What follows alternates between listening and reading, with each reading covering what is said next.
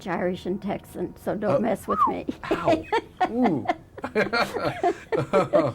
Oh boy, that's like a Long Island iced tea, isn't it? That's a strong combination. Oh, well, they tell me we have speed, so Jim Cameron, how wonderful to see you. I have never been happier to see you because I can sit here and say to you in all honesty, and I thought about this for, overnight before I wanted to be quoted on it.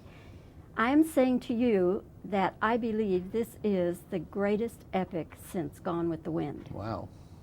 Now calm down, Bobbie. Don't go overboard on me now. Well, I appreciate that. That's very sweet. That's very kind. As you look at the finished product, what are you most proud of? We put a lot of work and a lot of time and energy into the ship sinking, which you'd expect. And I'm certainly very, very proud of the love story and the chemistry between Jack and Rose. But there's one moment in the film that I personally, just for Jim, like, and that's when Leonardo's looking at the dolphins, and there's such optimism in that moment, and the ship is so beautiful, and you see it sort of brought back to life.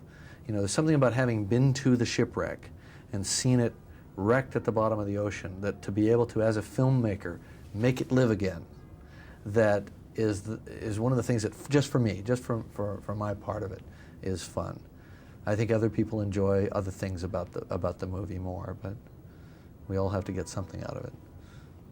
Some of the characters are fictional, but as far as the events of what happened and how it happened, how accurate is that? It's very, very accurate. I mean, if you can segregate out the Jack Rose story as a kind of fiction that could exist, could have happened, it doesn't violate anything that we know.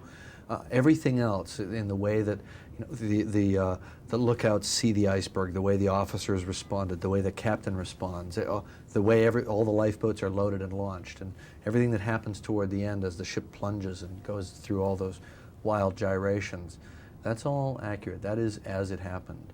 I think if you could go back in a time machine and see it happen, you would see that.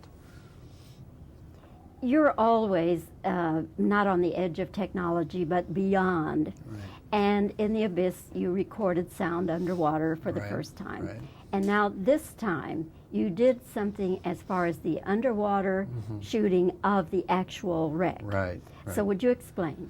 Well, my brother's an ex-aerospace engineer, and he designed a camera for us, a motion picture camera that could function outside the submarine so that it could pan and tilt and do these beautiful cinematic moves. And we took it down 2.5 miles to the bottom of the ocean to photograph Titanic, I think really to do her justice, to get the images and to get them up on the screen, which is really something that I had wanted to do. It was one of my motivating factors for making the film, aside from doing a love story, which I had always wanted to do, and finally sort of found the best way to do one. All of the underwater footage that we see came from that camera, or did you recreate some other? Some is recreated. Yeah, I think the way to tell is if you see two submarines in the shot, that would have been an impossible shot for us because we had 2 subs and we would have needed 3 to shoot 2. So if you see 2, that's a model. But I think that they intercut very well. It's very realistic because all the model shots were done later, so they were based on what we saw and what we photographed.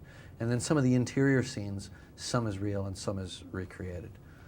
Where the Titanic breaks into and sinks, was that the actual one that you built that breaks into? Right. We built several models of the ship in different sizes and a very, very large section of the ship for the water work where it breaks and falls down and then does all that. So, yeah, all the usual visual effects techniques and more were used on this film. In actual fact, though, you could have done a lot more computer-generated stuff than you did because you built this 90% scale Titanic. Right. Yeah, I think that saved us a lot of effect shots. I mean, you have a 3-hour movie where Titanic is the world of the film, so it has to be done in loving detail. So we built a very large part of the ship, one whole side and most of the length and most of the upper deck and the four big funnels. And at one point we even dismantled the set and changed it to a different angle and put the hull back on and shot some more, So it was quite a piece of engineering. Well, so much has been written and talked about prior to the opening of the film. Lies, all lies. Well, I'm saying to you, I don't care if it costs $400 million. I don't care if it ran even an hour longer than it does. To me, this is just about as near perfect as a movie can be. I just wish you were running a studio. That's all I have to say. But in actual fact, what did it cost? It cost just a little under $200 million. And it runs 3 hours? A little over 3 hours, yeah. 3 hours and 6 minutes plus end credits. Well, I saw it having had no sleep for 2 nights, Right. and I was totally energized and just with it every Good. step of the way. Good. Most people have told me that they feel the time fly by and they're amazed that it is as long as it is, which I think is ultimately the most important thing. Some movies are too long at 90 minutes, you know. I've seen a lot of those.